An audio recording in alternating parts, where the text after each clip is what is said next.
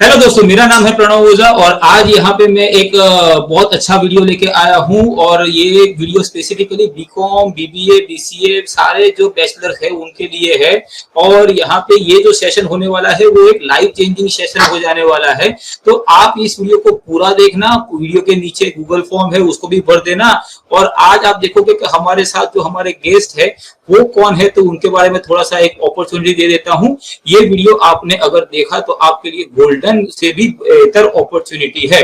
तो बिना देर किए आपका भी टाइम नहीं वेस्ट करेंगे और मैं यहाँ पे लेके आया हूँ mister Aniket Jondhale. He is a founder of Grady और टॉपरनिकस करके दो उन्होंने स्टार्टअप्स किए हैं। ये इंडिया की टॉप 10 एमबीए कॉलेज में से एक कॉलेज जमनालाल बजाज इंस्टीट्यूट से एमबीए उन्होंने किया हुआ है and he is a ranker over there. और आज हम लोग अनिकेत से जानेंगे कि भाई एक नन इंजीनियरिंग स्टूडेंट, मतलब हमारे भाषा में तो सर बीकॉम वाले ही है, उनका कैरियर आप कैसे ब्राइट कर सकते हो, उनको एक अच्छी जॉब किस तरह से आप दिला सकते हो और उनको आप ये कैसे हेल्पफुल करोगे। और एक आधा घंटे जैसा हमारा ये नॉर्मल सा एक सेशन चलेगा और वो सेशन में अनिकेत सर आपको कुछ बहुत ही वैल्यूएबल इंफॉर्मेशन देंगे। और इसलिए हम लोग बिना देर करे जाते हैं। Aniket sir, welcome to this channel और आपका बहुत बहुत स्वागत है हमारी चैनल पे। और हम लोग आपसे ये जानना चाहते हैं कि भाई आप क्या करते हो और उससे भी इम्पोर्टेंट है कि आप जो भी करते हो मेरे स्टूडेंट्स के लिए किस तरह से ये फायदेमंद है। तो ग्रेड ई जो आपने बनाया, तो ग्रेड ही क्या है, किस तरह से आता है, किस तरह से हमारे स्टूडेंट को हेल्पफुल होगा, जी जरा उनके लिए कुछ बताइए प्लीज। सबसे पहले तो थैंक यू सो मच कि आपने मुझे इनवाइट किया आपके चैनल पे। तो ग्रेड ई, इसकी अगर मैं बात करूं तो उससे पहले मैं एक छोटा सा आपको एक स्टोरी बताना चाहूंगा इंडियन एजुकेशन स्पेस की। तो कुछ 5-6 महीनों पहले की बात है, तब मैंने एक रिपोर्ट पढ़ा था इकोनॉमिक टाइम्स में, जिसमें दिया गया था कि आई थिंक वो 21 का एजुकेशनल डेटा था। तो आप अगर देखोगे तो ऑन एन एवरेज 4 करोड़ लोग ये अपना हायर एजुकेशन कंप्लीट करते हैं, जिसमें ग्रेजुएशन, पोस्ट ग्रेजुएशन, पीएचडी होती है। और उसमें लगभग आप देखोगे तो 48-49 लाख स्टूडेंट्स बीएससी करते हैं, 44-45 लाख के आसपास बीकॉम स्टूडेंट, जो कि आप का मेजर टारगेट ग्रुप है। और लगभग 1 करोड़ के आसपास बीए के स्टूडेंट्स। अगर ये आप पूरा लॉट देख ले तो लगभग 2 करोड़ का ये ग्रेजुएटिंग स्पेस बनता है। तो ये एक बहुत बड़ा पार्ट है। और इसमें अनफॉर्चुनेट चीज ये है कि लेस देन 1%, मतलब 2 करोड़ में से 2 लाख से भी कम लोगों को 3.5 लाख के ऊपर का पैकेज मिला था। तो ये बहुत बड़ा चिंता का विषय है। तो बेसिकली ये पॉइंट को पकड़ के मैं आगे आना चाहूंगा कि जब हमने स्टार्ट किया तो हमने रियलाइज किया कि जो नॉन इंजीनियरिंग ग्रेजुएट्स है, बीकॉम है या बीएससी है, बीबीए है, बीसीए है या और बाकी भी है, तो इन लोगों को सफिशिएंट अपॉर्चुनिटीज नहीं मिलती है ड्यू टू मल्टीपल रीजंस। और वो अपॉर्चुनिटीज देने के लिए एक अपस्किलिंग प्रोग्राम या आप कह सकते हो एक मिनी एमबीए प्रोग्राम जो लॉन्च किया, उसका नाम है ग्रेड। अच्छा अच्छा, नहीं बात तो आपकी सही है। हम लोग यहाँ से बीकॉम वाले हमारे स्टूडेंट होते हैं अनिकेत सर, तो हार्डली उनकी स्टार्टिंग सैलरी 6-7-8,000, मतलब पकड़ लो लाख रुपया सालाना, बस वहीं से चालू होती है। तो ये सेशन तो मेरे बच्चों के लिए काफी ही इंटरेक्टिंग रहने वाला है। तो अगर मैं आपसे थोड़ा सा पूछूं तो आपका ये जो ग्रेड ई है वो कोर्स क्या क्या कोर्स, मतलब ये आपको करने की आइडिया कहाँ से आई थी, फिर बात करते हैं कि ये कोर्स में क्या है और मेरे स्टूडेंट को कैसे बेनिफिट रहेगा। जी, तो एमबीए करने के बाद जब मैंने काम करना स्टार्ट किया तो मैं एक फार्मास्यूटिकल एमएनसी में काम करता था। वो काम करते समय मैं और मेरे दोस्तों के साथ हमने जब बातचीत की तो दो डिफरेंट पहलू हमें नजर आए। एक पॉइंट ऑफ व्यू ये था कि काफी ऐसे ग्रेजुएट्स थे जिनको जो सिर्फ एमबीए कॉलेज में से पास आउट होने की वजह से जिनको बहुत अच्छे पैकेज और प्रोफाइल मिले थे, राइट। तो कुछ तो ऐसा बात थी जिसकी वजह से उन लोगों को सडनली, जो आपने बोला 8-10 हजार से सडनली एक 20-25 लाख का पैकेज मिल रहा था, दैट वाज वन थिंग। ये एक पॉइंट ऑफ व्यू था, मतलब अपॉर्चुनिटी मिले तो अच्छी मिली। सेकेंड पॉइंट ऑफ व्यू थोड़ा इसके कॉन्ट्रास्ट था, वो ये था कि कुछ मैंने ऐसे कैंडिडेट्स देखे जो कि टियर 1 कॉलेजेस से पास आउट थे, बट जैसे कि काफी थियोरेटिकल एजुकेशन है हमारा, तो काफी स्टूडेंट्स को थियोरी पता थी बट प्रैक्टिकल जब एग्जीक्यूशन की बात आती थी तो उन्हें पता नहीं होती थी।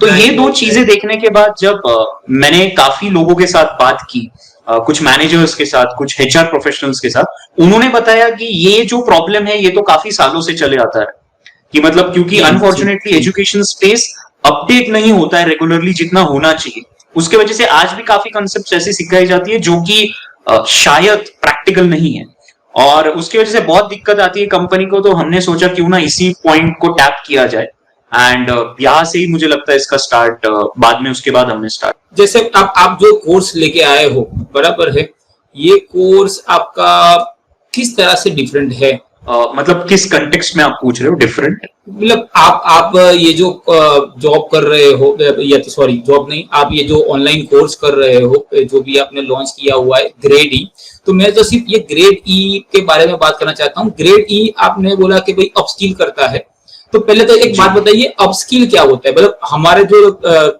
व्यूअर्स है, हम लोग वो दे आर लेमेन, तो एक बी स्कूल वाला हमें नहीं चाहिए, एकदम सिंपल। अपस्किल क्या होता है? हाँ हाँ, राइट। तो आप देखो, पहले स्किल एक चीज है और फिर अपस्किल है। तो स्किल का मतलब बेसिक जो आपके पास एक हम बोल सकते हैं जो कंसेप्चुअल क्लैरिटी के साथ उसको एग्जीक्यूट करने का जो स्किल होता है या जो तजुर्बा होता है। तो कोई भी ऐसी स्किल पकड़ लीजिए कि लेट से आपकी होगी कम्युनिकेशन की स्किल, आपकी होगी मे बी प्रोफेशनल टूल जैसे एक्सेल की स्किल, आपकी होगी फॉर एग्जांपल लेट से टीम को मैनेज करने की स्किल। तो ये डिफरेंट कैरेक्टरिस्टिक्स हो गए।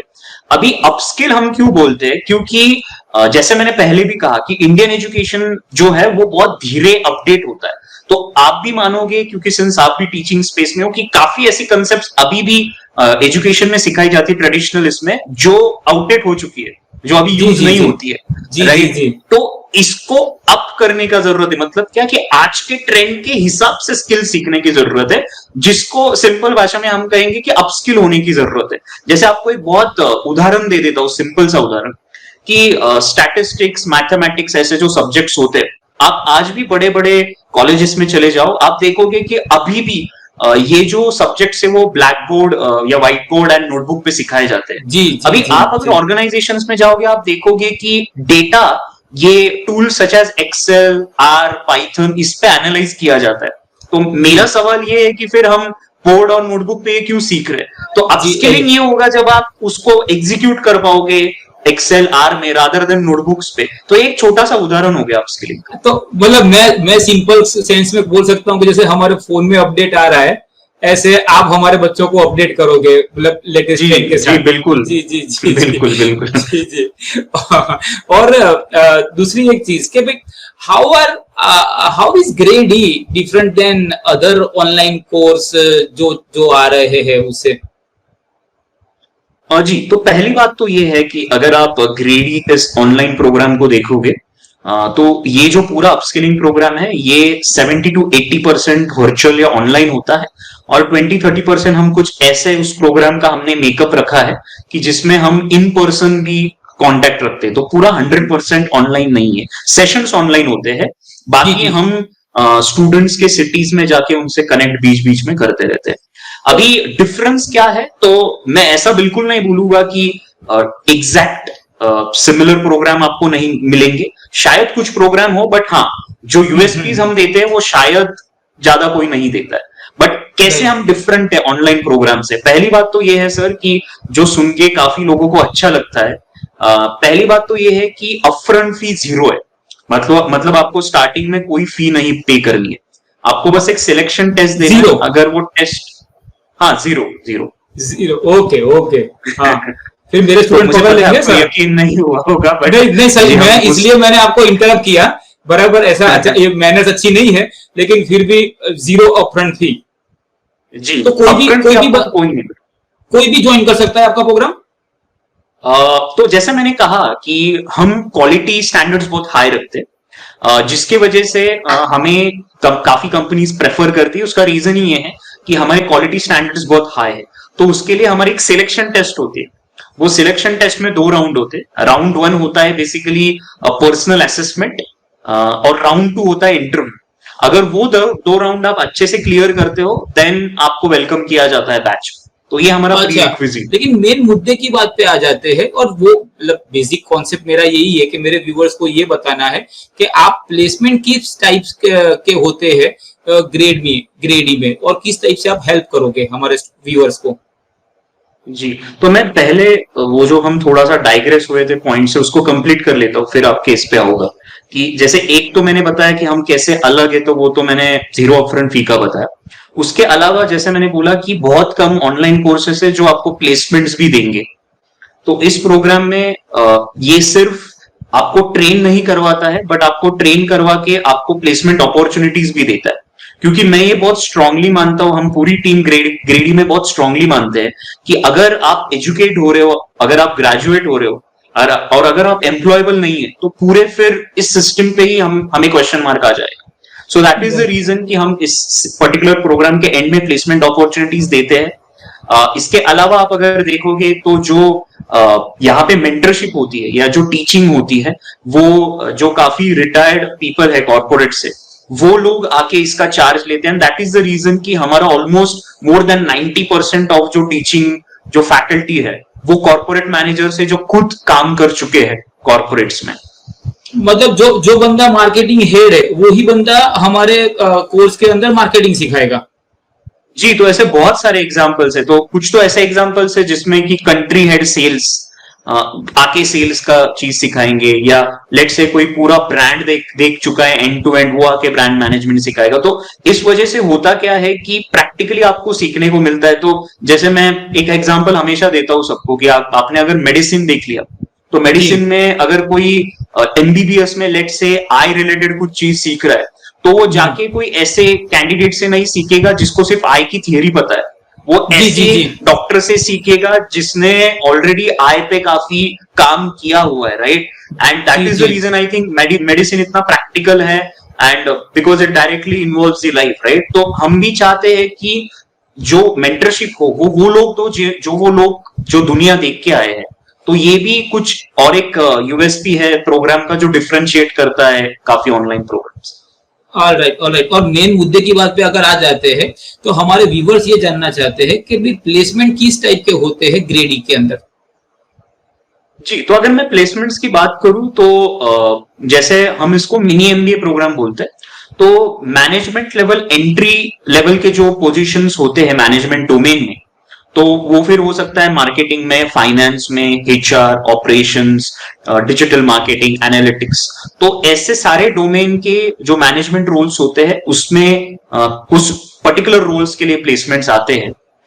तो इस टाइप का है। Multiple companies, startups, MNCs, established Indian companies हमें प्रेफर करती है प्लेसमेंट्स के लिए। तो इस तरीके से रोल्स होते हैं प्लेसमेंट्स के लिए एट ग्रीन।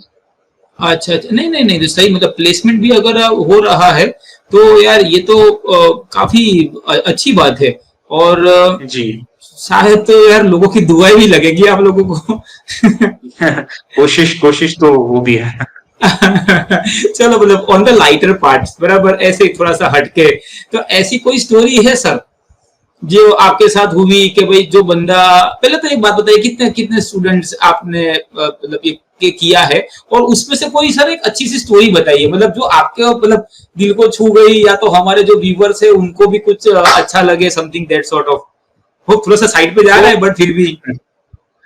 तो आप अगर देखोगे तो अब तक हमने इस ईयर में 111 स्टूडेंट्स अपस्किल किए हैं, एंड वो पर्टिकुलर जर्नी चल रही है। स्टोरी की बात करें तो ऐसे काफी स्टोरीज है। अभी रिसेंट की एक दो स्टोरीज बताता हूँ। तो एक गर्ल कैंडिडेट ने एनरोल किया था, लास्ट कोहोर्ट बोलते हैं हम बैच को। तो लास्ट कोहोर्ट में एनरोल किया था। वो जो गर्ल कैंडिडेट थी वो एक ऐसे ज्योग्राफिकल जोन, ऐसे सोसाइटी से आती है जहाँ पे गर्ल एजुकेशन एक बहुत लिमिटेड टाइम तक प्रैक्टिस किया जाता है, हायर एजुकेशन पे इतना फोकस नहीं होता है। बट देन उसके डैड ने सोचा कि नहीं, उसको हायर एजुकेशन के लिए भेजना है, एंड उसने ग्रेजुएशन करने के बाद हमारा प्रोग्राम ज्वाइन किया था। And she is a very hard working student. तो उसने काफी मेहनत की, एंड वर्ल्ड के one of the top most FMCG company में वो प्लेस हो गई है। उसका पैकेज भी बहुत अच्छा रहा। एंड उस समय उसका जब कॉल आया तो उसने जब बताया कि किस तरीके से उसके घर पे सब खुश है और वो सोच रहे कि उसकी जिंदगी को और उसके फैमिली के एक नया मोड़ आ जाएगा, वो कुछ उससे कमेंट सुन के बहुत अच्छा लगा। ऐसे ही और एक स्टोरी मुझे याद है कि अभी रिसेंटली हुई कि एक स्टूडेंट है who comes from a rural area. हमारे पास काफी टियर 3 रूरल एरियाज के स्टूडेंट्स आते हैं, तो एक रूरल एरिया से एक स्टूडेंट है जिसके अनफॉर्चुनेटली पिताजी काफी पहले एक्सपायर हो गए थे। तो इतने अच्छी फाइनेंशियल कंडीशन नहीं होने की वजह से काफी दूसरे के फील्ड पे जाके काम करना पड़ता था। एंड ग्रेजुएशन के टाइम फी जमा करने के लिए लिटरली आपको पता होगा कि जो ट्रक्स होते हैं उसमें जो बोरिया होती है, जो मोटी मोटी, तो गांव में तो ऐसे मशीन्स वगैरह नहीं होते, तो आपको पीठ पे डाल के वो ट्रांसपोर्ट करना पड़ता है। तो ये जो स्टूडेंट है उसने ग्रेजुएशन के टाइम या ग्रेजुएशन होने के बाद शायद हायर एजुकेशन के लिए उसने ये काम 1 साल किया हुआ है। अभी इस लड़के को जब इंडिया के एक प्रोमिनेंट कंपनी में जॉब मिलता है, अच्छा जॉब मिलता है, अच्छा प्लेसमेंट मिलता है, सारी फैसिलिटीज मिलती है, तो उसके मम्मी का फोन हमें आया था, उसकी जब पहली तनख्वाह आई रिसेंटली, एंड वो इतने खुश थे कि मतलब she started crying while talking. और उन्होंने ये बताया कि मतलब एक जिंदगी बदल जाने वाला इंस्टेंस है। अभी मैं इसलिए नहीं कह रहा हूं क्योंकि मुझे वाहवाही दिखा नहीं है, बट मैं इसलिए कह रहा हूं कि ये इम्पैक्ट देख के बहुत अच्छा लगता है, और यही चीज है जो हमें डेली बाहर जाने के लिए मजबूर करती है। तो ऐसे तो काफी किस्से हैं, बट ये मुझे कुछ एक दो याद आ रहे हैं अभी रिसेंट। बट मैं फिर भी बोलना चाहूंगा, अगर घर में से एक बंदे का एक अच्छा सा डिसेंट सा प्लेसमेंट हो जाता है ना अनिकेत सर, तो पूरा फैमिली जो होती है ना वो पूरी पूरी फैमिली अप आ जाती है। मतलब आप एक का भला नहीं कर रहे हो, आप एक का भला नहीं कर रहे हो, साथ अगर अगर मान लो कि मैं अभी वो तो नाम नहीं बोलना है और तो थोड़ा सा प्राइवेसी भी रखते हैं, अगर उसका कोई छोटा भाई है तो उसकी कितनी अपॉर्चुनिटीज खुल जाती है, या छोटी बहन है उसकी कितनी अपॉर्चुनिटीज खुल जाती है। तो ये तो देखो अभी तक तो मुझे पता पसंद आया है, पता भी मजा भी आ रही है, लेकिन यार फिर भी एक है कि भाई इस प्रोग्राम में सर आप ऐसा तो क्या पढ़ाते हो जिससे अच्छी प्लेसमेंट मिल जाती है। तो अगर इस प्रोग्राम की बात करूं तो वैसे तो सिलेबस हमारा सीक्रेट सॉस है, बट मैं आपको एक ओवरव्यू दे दूंगा कि इसमें हम क्या करते हैं। तो पहले तो ये जो इसका करिकुलम है पूरा प्रोग्राम का, वो हमने मोर देन 30 कॉर्पोरेट मैनेजर्स के साथ बैठ के उनका थोड़ा टाइम लेके ये जान के कि अभी क्या चल रहा है कॉर्पोरेट में, उस हिसाब से बनाया है। इसलिए हम इसको प्रैक्टिकल एमबीए भी बोलते हैं, क्योंकि हम चाहते हैं कि कैंडिडेट वही सीखे जो प्रैक्टिकल है। आपको कुछ एक दो उदाहरण देना चाहूंगा। जैसे आप कोई भी बड़ा मार्केटिंग ऑर्गेनाइजेशन या एमबीए स्कूल देख लो जहां पे मार्केटिंग सिखाया जाता है, आज भी यूट्यूब मार्केटिंग जो कि एक हॉट चीज है, वो चीज सिखाई नहीं जाती।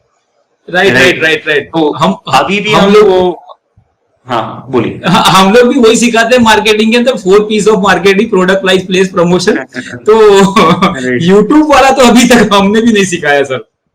राइट। या फिर इवन चलो मैं ट्रेंड की बात में कंसेप्चुअल क्लैरिटी की भी बात करूं, तो मैं आपको एक सिंपल सी चीज बताता हूं कि टीएसटीपी नाम की कंसेप्ट होती है। तो मैं बी स्कूल वालों के साथ काफी इंटरेक्ट करता हूँ, राइट। तो काफी लोगों को तो differentiation, segmentation, targeting, positioning, right. तो काफी टॉप टियर बी स्कूल वालों को सेगमेंटेशन और टारगेटिंग का डिफरेंस बताते नहीं आता है, क्योंकि हमने सिर्फ थियोरी में रखा है।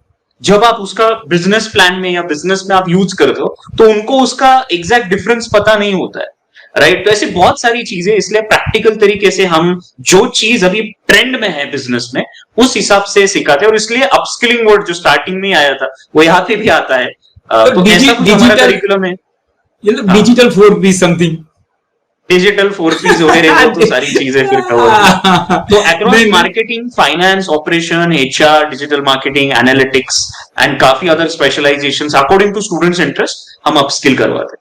ऑलराइट। और अभी आपने एक वर्ड बोला था, तो सॉरी वो इंटरव्यू लेते हैं तो थोड़ा पत्रकार की आत्मा आ गई है, तो वो वर्ड आपने बोला मिनी एमबीए कहते हो अब इसको अभी। जी। तो कुछ रीजन है, मतलब ये एमबीए है, मिनी एमबीए है, मतलब क्या है? जी, तो इसका एक्चुअली पर्पस नाम ऐसा इसलिए है कि आप अगर एमबीए प्रोग्राम देखोगे इंडिया में, रेगुलर एमबीए प्रोग्राम जो आमतौर पे 2 साल का यूनिवर्सिटी में हाँ। यूनिवर्सिटी जो रेगुलर एमबीए जिसको बोलते हैं, तो वो 2 साल का होता है, राइट।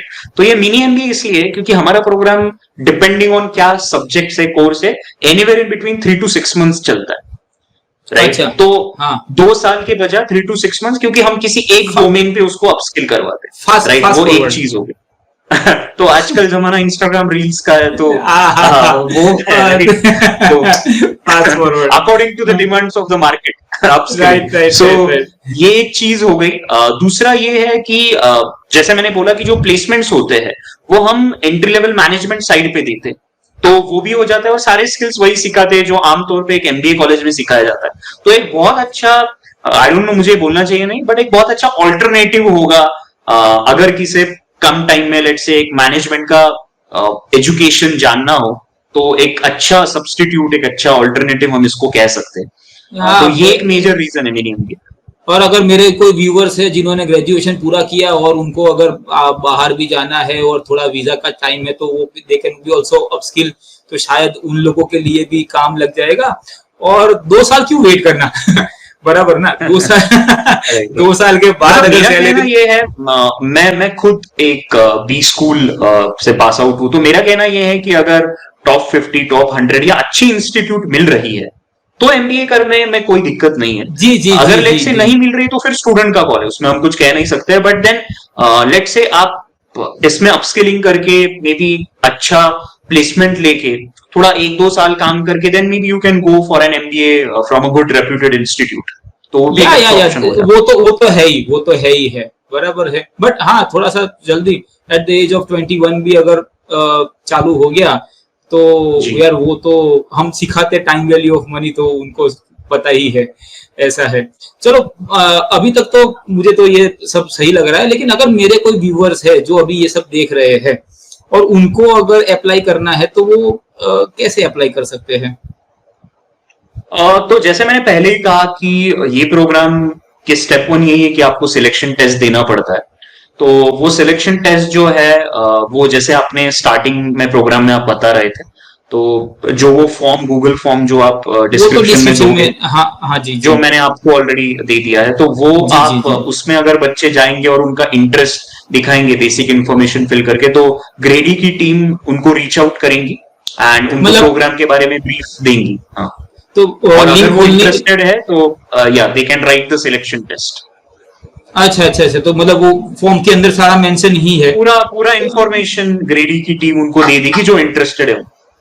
अच्छा अच्छा अच्छा, मतलब उनको अगर कुछ पूछना है तो एनीबॉडी फ्रॉम योर हाँ हाँ साइड विल हाँ, कांटेक्ट देम। बिल्कुल उनका पूरा ब्रीफ देके इंटरेस्टेड उनको, कि हम वैसे भी हमें मल्टीपल एंट्रीज आती है, राइट, बहुत सारी एंट्रीज आती है, बट हमारा एक तो ये है कि हमारा कोहोर्ट या जो बैच होता है वो बहुत लिमिटेड स्टूडेंट्स हम रखते हैं, बिकॉज ऑल कितने स्टूडेंट्स का? एजुकेशन का लगभग कोई बैच 20 की होती है, कोई बैच 30 की, मैक्स हम 30 तक जाते हैं पर मैक्स कोहोर्ट। मैक्स 30, अभी हमने, मैक्स 30। हाँ मतलब हम पहले बड़ी बैच करते थे, बट हमने अभी ये नया से स्टार्ट किया है जिसमें we keep limited number of students, ताकि वन ओ वन, एक यू नो जी या या कस्टमाइज एक एजुकेशन हो सके, क्योंकि अनफॉर्चुनेटली ये भी बहुत बड़ा चैलेंज रहा है एजुकेशन का। अगर मैं 60 80 120 लोगों को एक साथ पढ़ा रहा हूं, अब तो फिर ऐसा ही हो जाएगा कि मैं तो बस वो 4-5 होशियार लोगों के साथ ही इंटरेक्ट कर पाऊंगा। आई जब मेरे पास अंडरस्टैंड। लिमिटेड बच्चे, आई कैन या one on one interact. Right right right. जी हमारे स्कूल में भी होता था, 65 स्टूडेंट्स थे तो या तो ये तो काफी अच्छी बात है।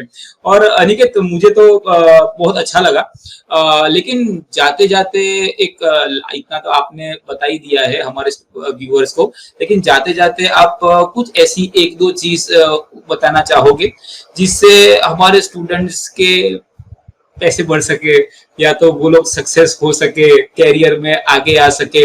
और दूसरा, आप ये इस फील्ड में हो, बराबर है, और उसका अगर मैं एक समरी शॉर्ट कि what will be the one line one word और द मोस्ट इंपॉर्टेंट थिंग जो हमारे हमारे व्यूवर्स को अगर करेंगे तो जिंदगी में वो बहुत आगे आएंगे, जिस तरह से आप आए हो। तो पहले तो मुझे लगता है कि सिंस आप काफी स्टूडेंट्स को ऑलरेडी मेंटर करते हो, ग्रेजुएट्स को, तो वैसे तो मुझे कोई टिप्स देने की जरूरत नहीं, बिकॉज आपका ऑलरेडी बहुत रिच एक्सपीरियंस है। बट सिंस आपने पूछा और आपके क्वेश्चन को रिस्पेक्ट देते हुए दो तीन चीजें ही मैं कहूंगा। सबसे पहले चीज तो स्टूडेंट्स ने ये रियलाइज करना चाहिए जब उनका ग्रेजुएशन होता है कि ऐसा कौन सा फील्ड है या ऐसा क्या स्किल है जिसमें मैं इंटरेस्टेड हूँ। सेकेंड, वो जिस फील्ड में मैं इंटरेस्टेड हूँ क्या उस फील्ड के स्किल्स मेरे पास है। सिर्फ इंटरेस्ट होके कुछ नहीं होता है। तो मैं लेट्स से फॉर एग्जांपल मैं कुकिंग में इंटरेस्टेड हूं, तो क्या मेरे पास कुकिंग के सारे स्किल्स है एक्सीलेंट उसमें होने के लिए। और फिर तीसरी चीज है क्या उन स्किल्स के लिए मुझे पैसे देंगे मार्केट। क्योंकि अगर उसके लिए मार्केट पैसा नहीं देगा तो वो फिर हॉबी हो जाएगा ना, कि मैं घर पे बैठ के कुछ कर रहा हूं। तो अल्टीमेटली पहले तो आपको पसंद होना चाहिए, सेकंड उस पसंद वाले फील्ड के स्किल्स आपके पास होने चाहिए, और थर्ड मार्केट को उसको जरूरत होनी चाहिए। तब जाके उसका एक बहुत अच्छा करियर बनता है। That is one. Second, since मेरे प्रोग्राम का थीम ही अपस्किलिंग है, तो मैं कहूंगा कि कभी भी लर्निंग का मतलब है कि नई स्किल्स लेना बंद नहीं करना चाहिए। अनफॉर्चुनेटली एजुकेशन होने के बाद हम रुक से जाते हैं।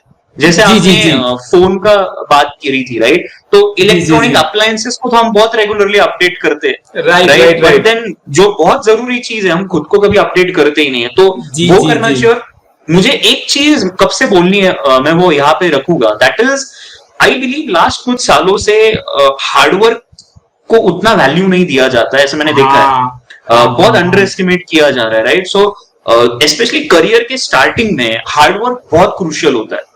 इसका मतलब मैं ये नहीं कह रहा हूं कि कोई जाके 20-24 घंटे काम करे। What I am saying is कि आपने 2 बार सोचना नहीं चाहिए अगर वो फील्ड आपकी पसंद की आप अगर काम कर रहे हो। ऐसा हो जाता है आजकल कि किसी ने एक चीज ज्यादा करने को बोल दी कि सामने से बैकलैश आ जाता है कि नहीं ये तो मेरा काम था ही नहीं।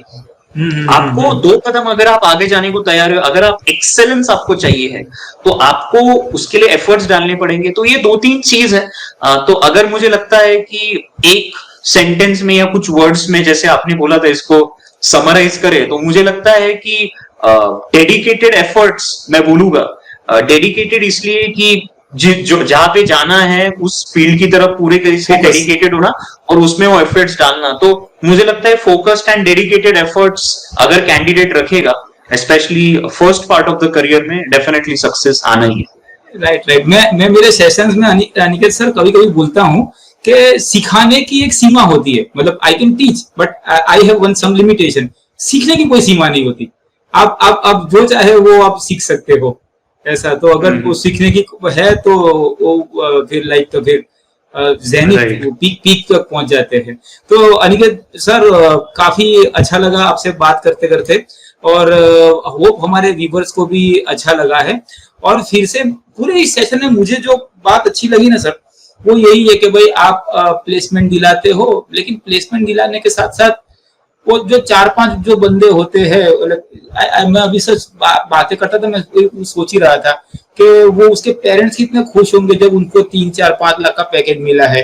तो ये जो चीज आप कर रहे हो ना, या उसके लिए तो यार दिल से दुआ है, बराबर है। और दिल से है कि भाई, दिल से है कि नहीं आप बहुत आगे जाओ, आपका कोर्स आगे जाए। और अगर मैं सम अप करूं तो अगर यहाँ तक किसी ने भी देखा है, वो अगर डिस्क्रिप्शन में जाएगा, गूगल फॉर्म फ्री भरेगा, तो वो सिलेक्शन पास हो गया तो उसको अभी तो कोई पैसे नहीं देने, राइट जी। हाँ, मतलब हम गुजरात वाले थोड़े होते हैं तो वो पैसों के बारे में 3-4 बार तो ठीक है सर। तो आपसे बात करके काफी मजा आया। और अगर व्यूअर्स, अगर आपको अनिकेत सर से कुछ पूछना है तो आप कमेंट छोड़ देना, और I'll make sure I'll contact him also, और somehow or the other I will convey your message to him। और सर अगर हमारे व्यूअर्स की कोई क्वेरी है तो व्हाट्सएप पे आंसर दे देना, तो मैं उसको कमेंट में लिख दूंगा। तो हमारे बिल्कुल सर, बिल्कुल। In fact thank you so much कि आपने मुझे इनवाइट किया। एंड नहीं sir, pleasure was all mine sir, pleasure was all mine. It was like, और डेफिनेटली स्टूडेंट्स के लिए तो वी आर ऑलवेज ऑन। आप हमारे किसी भी स्टूडेंट से बात कर देख सकते हो। एक चीज, हम खुद को बहुत ज्यादा स्टूडेंट सेंट्रिक मानते हैं, तो जो भी चीज हम करते हैं वो स्टूडेंट को पहले। तो क्या सर ऐसा हो सकता है सर कि एक ऐसा एक सेशन रखें जिसमें आप, मैं और आपके जो भी 3 4 5 बंदे हैं, और अगर हो सके तो वो गर्ल और वो बॉय को भी लेके आना सर। हाँ, मतलब वो अलग। हाँ हाँ, अगर अगर बोलना अदरवाइज, क्या ऐसा कुछ हो सकता है सर कि ऐसा कोई सेशन रखे, या एक दिली दिली इच्छा बिल्कुल। है सर, दिली इच्छा है सर। हो सके तो रिक्वेस्ट जरा ऐसे कर रहा हूँ मेरे व्यूवर्स के लिए, तो जरा मान्य रखना, क्योंकि सर जो जो कॉर्पोरेट मैनेजर्स है, क्या क्या उनके साथ एक आध सेशन हो सकता है? जैसे जैसे सर, बहुत सीधी सी बात है, हम लोग बीकॉम के अंदर इंटरव्यू में नहीं सिखाते, तो इंटरव्यू में क्या बोलना है, किस तरह से बैठना है, किस तरह से जाए, तो वो 20 25 जो लोग हैं उससे आगे आए। तो अगर कोई ऐसा सेशन करे कि वो बंदा भी सिखाए कि भाई इंटरव्यू में ऐसा देखना है, तो सर क्या ऐसा कुछ कर सकते हैं क्या? जी डेफिनेटली वर्कआउट कर सकते हैं। तो हम बात करके ऐसा कुछ फ्यूचर में स्केड्यूल कर सकते हैं। या तो अगर किसी ने कमेंट किया तो फिर सर आपको आना पड़ेगा वापिस से टाइम निकाल के। जी बिल्कुल बिल्कुल, नहीं हम कुछ स्केड्यूल बनाएंगे एंड वील मेक श्योर कि ऐसा कुछ एक सेशन हम प्लान करें। हाँ, मतलब ऐसा कुछ हो सकता है तो सर वो थोड़ा व्यूवर्स के लिए वैल्यू हो जाएगा, और दुआएं तो सर यहाँ से भी मिल जाएगी आपको। ठीक है। ठीक है। जी तो जी, काफी काफी अच्छा लगा सर आपसे बात करने के लिए। Once again I likewise wish you, thank you. I wish you all the best, बराबर। मे यू ब्लॉसम और पूरा नाम रोशन कीजिए, बराबर है। एंड इसी के साथ हम लोग मिलते हैं। Good bye, God bless you and Jai Hind sir.